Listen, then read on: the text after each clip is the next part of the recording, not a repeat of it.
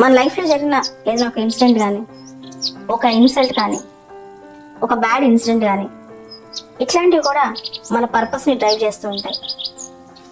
మనం జనరల్గా అనుకుంటాం కాలంతో పాటు, రోజులతో పాటు అన్నీ మర్చిపోతుంటాం, అన్నీ వదిలేసుకుంటాం అని. కానీ కొన్నిటిని అసలు మర్చిపోవటం అంటే జరగదు. అవే యాక్చువల్గా మన జీవితంలో మనల్ని ముందుకు నడుపుతూ ఉంటాయి, మనల్ని డ్రైవ్ చేస్తూ ఉంటాయి, మన ఎగ్జిస్టెన్స్కి ఒక అర్థం తెలుపుతాయి. కొన్ని సందర్భాల్లో మనల్ని నిద్ర లేకుండా చేస్తుంటాయి.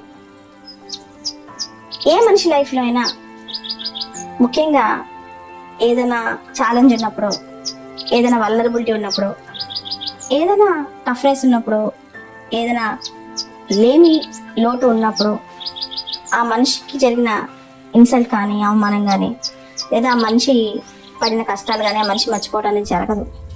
మర్చిపోయినట్టు నటిస్తుంటారు, నవ్వుకుంటూ బతుకుతున్నట్టు యాక్ట్ చేస్తుంటారు. కానీ మనుషులు బేసిక్ అది. అయితే దీన్ని ఓవర్కమ్ అవ్వాలంటే మనిషి ఏం చేయాలి? ఎన్ని సంవత్సరాలైనా ఈ మర్చిపోలేని బాధ ఉన్నప్పుడు ఆ మనిషి ఏం చేయాలి? ఆ మనిషి తను ప్రూవ్ చేసుకోవాలి.